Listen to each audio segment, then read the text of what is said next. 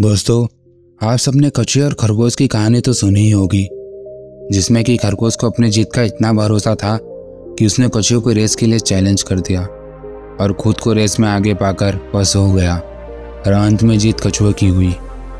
दोस्तों, ऐसी कहानियाँ हमारे समाज में आमतौर पर छोटी बड़ी शिक्षाएं देने के लिए इस्तेमाल की जाती है।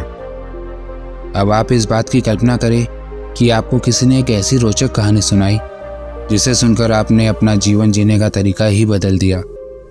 तो आइए, ऐसी एक जीवन को बदल देने वाली कहानी को इस वीडियो के माध्यम से मैं आपके साथ साझा करने जा रहा हूँ। तो इस वीडियो को अंत तक जरूर देखिएगा। दोस्तों, यह कहानी है जूलियन मेंटल नामक एक वकील की, जिसके पास भगवान का दिया हुआ सब कुछ था। लंदन के famous university Harvard law college से ग्रेजुएशन करने के बाद वह अमेरिकन कोर्ट का एक जाना माना ट्रायल लॉयर बन गया। जूलियन दिन भर काम करता था। जैसे जैसे समय बीतता गया, जूलियन की ख्याति बढ़ती गई और उस पर काम का भार भी बढ़ता गया। जूलियन को अच्छे अच्छे केसेस मिलते गए और उसने हर चुनौतियों का सफलता के साथ सामना किया और उसकी मेहनत भी बढ़ती गई। उसके बाद जूलियन ने हर वह चीज़ हासिल कर ली थी जिसकी अधिकांश लोग कामना करते हैं। उसके पास 7 अंकों की आमदनी, एक आलीशान घर और एक लाल रंग की चमकती हुई फरारी थी। उसके पास वह सब कुछ था जिसका सपना हर एक इंसान देखता है, लेकिन अब वह अंदर ही अंदर अपने समय के साथ संघर्ष कर रहा था, क्योंकि उसका शेड्यूल बहुत बिजी था।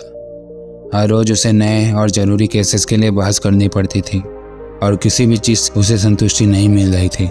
वह अपने आप को रसाताल में ले जा रहा था। ऐसा प्रतीत होता था मानो वो अपने आप को समाप्त करना चाहता था। यद्यपि उसके पास वह सब कुछ था जिसकी हर किसी को कामना होती है, लेकिन जो कुछ वह तलाश रहा था, पता नहीं वह क्या था, जो अब भी उसको नहीं मिला था। ऐसा भावनात्मक स्तर पर, भौतिक स्तर पर तथा आध्यात्मिक स्तर पर स्पष्ट दिखाई देता था। जूलियन 53 वर्ष की आयु में ऐसा लगता था मानो 70 के दशक के अंतिम वर्षों में हो। उसका चेहरा झुर्रियों से भरा हुआ था, मानो आम जीवन के प्रति उसका दृष्टिकोण था कि किसी को कैद मत करो। उसके लिए झुर्रियाँ नजराना थी, लेकिन यह सब उसकी असंतुलित भोजन और जीवन शैली की वजह से हुआ था। जूलियन अब जो भी कर रहा था उसमें उसको कोई रुचि नहीं थी और उसे अब खालीपन का अनुभव होता था। उसके ऊपर काम का दबाव इतना बढ़ गया कि उसके कारण उसे एक दिन कोर्ट रूम में ही हार्ट अटैक आ गया और वह बेहोश होकर गिर गया। इस घटना के बाद उसने कभी दोबारा केस नहीं लड़ा और उसके जान पहचान वाले लोगों का कहना था कि वह सब कुछ छोड़कर शांति और संतोष की खोज में भारत चला गया है। असल में यही हुआ था। जूलियन ने भारत जाने से पहले अपनी सारी संपत्ति बेच दी थी और उसके साथ ही उसने अपनी सबसे प्यारी चीज़ मतलब अपनी कार फरारी को भी बेच दिया था। इसके 3 साल बाद एक दिन वो अपने करीबी दोस्त जॉन के पास आ पहुंचा, तो उसका दोस्त उसे देखकर हैरान रह गया, क्योंकि अब वह एकदम सेहतमंद और चुस्त तंदुरुस्त बन गया था। उसके चेहरे पर तेज झलक रहा था और उसके चेहरे पर गौतम बुद्ध जैसी खूबसूरत मुस्कुराहट थी। अब उसका शरीर 30 साल के युवा जैसा हो गया था। दोस्तों, हुआ यह था कि अपनी भारत की यात्रा के दौरान जूलियन मीलों दूर पैदल चलकर उन महान योगियों से मिला जिन्होंने अपने उम्र के पड़ाव को भी मान दे दी थी। इसी दौरान उसने हिमालय में रहने वाले एक सिवाना के संतों के बारे में सुना और उसी कारण वो अपनी खोज जारी रखते हुए हिमालय पर्वत की श्रृंखलाओं पर जा पहुंचा, जहां उसकी मुलाकात योगी रमन जी से होती है, जिनके सानिध्य में रहकर उसने सच्ची जागरूकता को हासिल किया और अपने अंतरात्मा से मिलन किया। उसके बाद योगी रमन जी ने अपना ज्ञान उसके साथ बांटा और उन्होंने जिंदगी के सही मानों के बारे में चर्चा की, जिसे जूलियन मेंडले ने सीखा कैसे आप अपने जीवन में जीवंत और रचनात्मक संतुष्टि महसूस कर सकते हैं। योगी रमन जी ने जिंदगी के सच्चे रहस्य बताने से पहले जूलियन के सामने एक शर्त रखी थी कि उनसे मिले ज्ञान को प्राप्त करने के बाद वो जहाँ से आया है वहाँ पर वापस चला जाएगा और उनसे मिले ज्ञान को और लोगों में फैलाकर जन कल्याण का काम करेगा। और इसी वादे को पूरा करने के लिए जूलियन अपने सच्चे दोस्त जॉन के पास ज्ञान को बांटने के लिए चला आता है और उसे उस 7 विशेष गुण के बारे में बताता है जो जीवन को आलोकित कर सकते हैं। तो आइए जानते हैं वो 7 विशेष गुण जो किसी भी इंसान के जीवन को आलोकित कर सकते हैं। योगी रमन जी ने 7 गुणों को एक कहानी के माध्यम से बताया, जो कि इस प्रकार है। मानो तुम एक हरे भरे बहवे बगीचे में बैठे हुए हो। यह बगीचा ऐसा असाधारण फूलों से भरा हुआ है जिसे तुमने शायद ही कभी देखे हो। वातावरण में एकदम शांति है और इस बगीचे के बीच एक लाइट हाउस है। सब कुछ इतना शांत था, तभी वहाँ की शांति को भंग करने के लिए एक सुमो पहलवान लाइट हाउस के बीचों बीच से बाहर आ जाता है। 9 फीट लंबा और 900 पाउंड वजनी उस ओसुमो पहलवान ने अपने तन को ढकने के लिए सिर्फ एक गुलाबी वायर की केबल की मदद ली थी, जिसकी मदद से उसने अपने निजी अंगों को ढका हुआ था। गार्डन में घूमता हुआ वह एक सुनहरी घड़ी से टकरा गया। उसे देखकर वह हैरान रह गया और उसे उठा लिया। जैसे उस घड़ी को उसने अपने हाथ में पहना, वह बेहोश होकर जमीन पर गिर गया। जब वह जागा तब उसके अंदर एक नई ऊर्जा थी। शायद हम इसके लिए उस आसपास के खिले हुए पीले खुशबूदार गुलाबों का शुक्र कर सकते हैं, जिसने उससे नए उत्साह और ऊर्जा से भर दिया था। इसके बाद वह हड़बड़ाकर उठ खड़ा हुआ और अपने आसपास हैरत से देखने लगा। तब उसकी नज़र एक हीरो से जुड़े रास्ते पर पड़ी और वह उस रास्ते पर चल पड़ा। वह रास्ता उसे कभी न खत्म होने वाली खुशियों और संतोष के पास ले गया। दोस्तों, सुनने में तो यह कहानी आपको बहुत ही अजीब लग रही होगी, पर यह कहानी का तत्व सिवाना सिस्टम के सिद्धांतों और पहलुओं को उजागर करता है। आगे आने वाले अध्याय में हम इन सिद्धांतों और इस कहानी का आपस में संबंध देखेंगे। तो पहला सिद्धांत यह है कि अपने मन को वश में करो। दोस्तों, सच्चा संतोष प्राप्त करने के लिए आपको अपने मन को वश में करना बहुत ही जरूरी है। योगी रमण की कहानी में जो खूबसूरत बगीचा था वह हमारे मन को दर्शाता है। कई लोग इस सुंदर गार्डन को गंदा कर देते हैं, अर्थात उसे डर और नेगेटिव विचारों से भर देते हैं। इसलिए योगी रमण जी का सबसे पहला सिद्धांत यह है कि अपने मन को कंट्रोल करना सीखो। आप इस गार्डन में भी मन के गेट पर अपने दृढ़ निश्चय को किसी गार्ड की तरह खड़ा कर दे, ताकि वह बस पॉजिटिव और अच्छे विचारों को ही अंदर जाने दे और हानिकारक विचारों को बाहर ही रखें। दोस्तों, हमारे विचार ही हमारे जीवन का आकार निर्धारित करते हैं। अगर आप अपने जीवन में खुशियाँ और शांति चाहते हैं तो आप अपने दिमाग को सापूर्ण और शांत विचारों से भर दीजिए, क्योंकि आप जैसा सोचेंगे आपके आसपास का माहौल भी वैसा ही हो जाएगा। तो अगर आपको अपने मन को वश में करने का तरीका सीखना है तो आपको योगी रमण द्वारा बताए हुए 2 तरीकों को अपनाना होगा, और उन 2 तरीकों में से पहला तरीका है हार्ट ऑफ रोज टेक्निक। दोस्तों, इस तकनीक को अपनाने के लिए आपको एक शांत वातावरण और एक गुलाब के फूल की आवश्यकता होगी। अब आपको करना यह है कि उस गुलाब के फूल के बीच ध्यान केंद्रित करने की कोशिश करनी है और उस फूल की सुंदरता के बारे में सोचना है, जैसे कि उस फूल का रंग और उसकी बनावट। दोस्तों, शुरू में आपको इस तकनीक को अपनाने में थोड़ी मुश्किलें होंगी और आपका ध्यान इधर उधर भटकेगा, लेकिन अगर आपने इसमें एक बार महारत हासिल कर ली तो आप अपने विचारों और सोच को आसानी से नियंत्रित कर सकेंगे। उसके बाद फिर आपके हाथ में होगा कि आप किस तरह के विचारों को अपने मन में स्थान देते हैं और किसे नहीं। और अपने मन को वश में करने का दूसरा तरीका यह है कि उल्टा सोचने की कला। दोस्तों, अपने मन पर काबू पाना और वहाँ से पॉजिटिव विचारों को ही प्रवेश करने देने में सफल होने के लिए आपको योगी रमण जी ने उल्टा सोचने की कला के बारे में बताया हुआ है, जिसके अनुसार जब भी आपके दिमाग में कोई नकारात्मक विचार आए तो आप उसको उसी के विपरीत कोई पॉजिटिव विचार से बदल दें।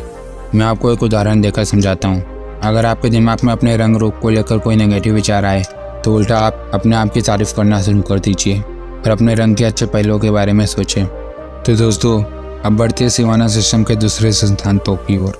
तो दूसरा सिद्धांत है अपने उद्देश्यों को पूरा करो। दोस्तों, एक संतोष भरा और खुशहाल जीवन जीने के लिए जरूरी है कि आपको अपने जीवन का उद्देश्य पता हो, क्योंकि यही आपको जीने का सही राह दिखाएगा। दोस्तों, सिवाना के संतों का और योगी रमण जी का दूसरा नियम यह है कि अपने उद्देश्य को पहचानिए और उसे पूरा कीजिए। योगी रमण जी की कहानी में जो लाइट हाउस था वो कुछ और नहीं बल्कि एक उद्देश्य ही था, जो कि उस गार्डन में मार्गदर्शन का काम करता था। ठीक उसी प्रकार हमारे जीवन में भी एक उद्देश्य का होना बहुत ही जरूरी है, जो कि हमारे जीने की राह पर हमारा मार्गदर्शन करे। सिवाना के जंगलों में जो संत रहते थे उन सबको अपने जीवन का सही उद्देश्य पता था, इसलिए वो कभी भी अपना समय व्यर्थ नहीं करते थे, क्योंकि उन्हें इस जीवन में परमात्मा के द्वारा दिए गए कुछ खास लक्ष्य को पूरा करना होता था। इन संतों ने जीवन के उस उद्देश्य को संस्कृत का शब्द धर्म का नाम दिया। पुराने समय से यह मान्यता चली आ रही है कि जो भी व्यक्ति इस धरती पर जन्म लेता है किसी न किसी काम को पूरा करने के लिए ही लेता है और वो उसका धर्म है। इसलिए सिवाना के संतों का कहना है कि अपने धर्म का आदर करके उसे पूरा करने के राह पर चलकर ही जीवन का सच्चा सुख और शांति प्राप्त हो सकती है। अपने जीवन के उद्देश्य को समझने के लिए जरूरी है कि आप पहले अपने लक्ष्य को तय करें, क्योंकि जब तक आपकी नज़रें निशाने पर नहीं होंगी तब तक आप सही निशाना नहीं लगा सकते।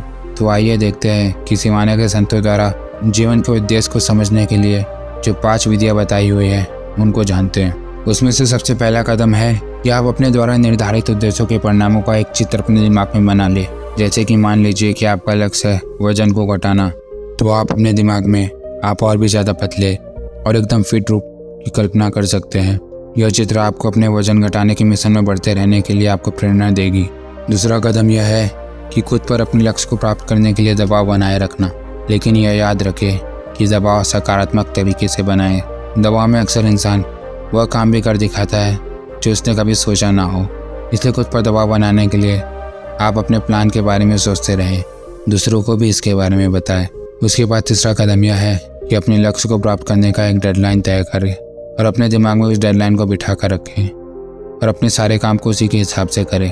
अपने उद्देश्य को पूरा करने के लिए चौथा कदम यह है कि 21 दिन के मैजिक रूल को अपनाएं, जिसके अनुसार अगर कोई व्यक्ति किसी काम को लगातार 21 दिन तक करता है तो वह उसकी आदत बन जाती है। और उसके साथ पांचवा और आखिरी कदम यह है कि आप अपने लक्ष्य को प्राप्त करने के लिए किए जाने वाले इस प्रक्रिया का आनंद उठाते रहिए और इसे बोझ न समझें।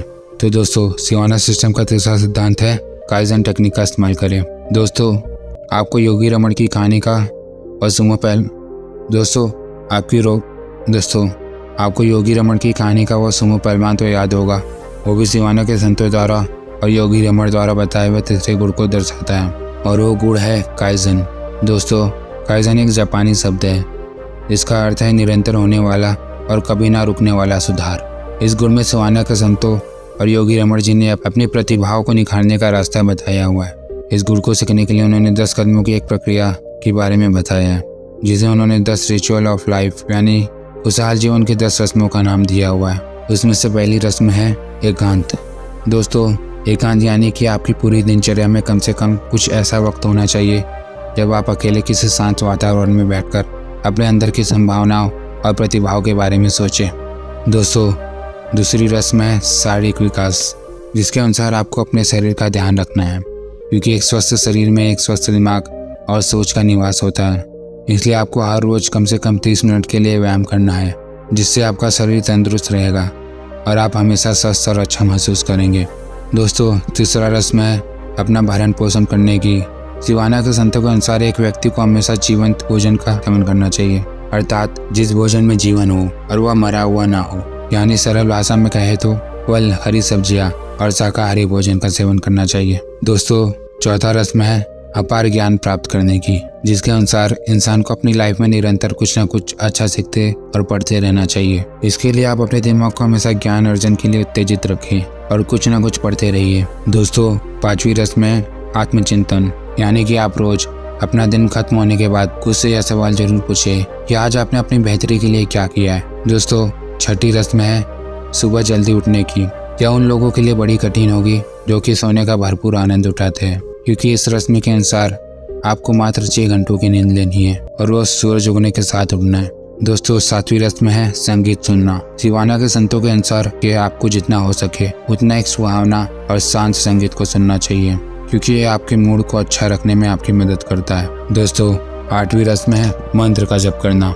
इस रस्म में आपको मंत्र का जप करना है। मंत्र शब्दों का वह समूह है जिसमें शब्दों का प्रयोग निश्चयात्मक प्रभाव को निर्मित करने के लिए होता है और योगी रमन जी के अनुसार संतों के पास मंत्र की श्रृंखला थी, जिन्हें वह प्रातःकाल और शाम को जपते थे और इस अभ्यास से उन्हें अपना ध्यान केंद्रित करने में और खुद को शक्तिशाली बनाने में बहुत मदद मिलती थी। दोस्तों, 9वां रस्म है अनुकूल चरित्र की, अर्थात आपको अपना चरित्र और अपना मन इस तरह से इस प्रक्रिया में डालना है कि आप निरंतर इसका पालन करते रहें। दोस्तों, आखिरी और 10वीं रस्म के अनुसार आपको सादगीपूर्ण जीवन जीना है। जैसा कि योगी रमन जी ने कहा है कि किसी भी व्यक्ति को छोटी छोटी बातों में समय बर्बाद नहीं करना चाहिए और उन कार्यों पर ध्यान केंद्रिट करना चाहिए जो महत्वपूर्ण हो।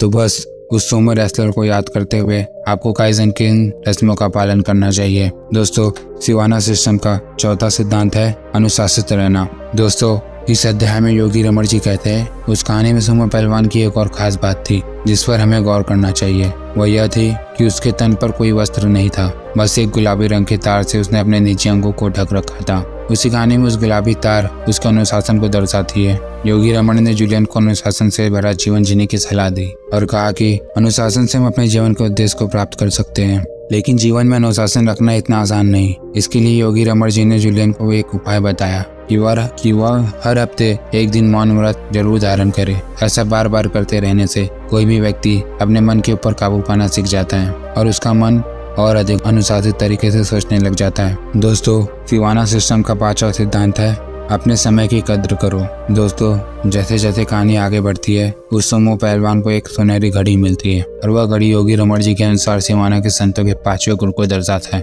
जो है अपने समय की कद्र करना।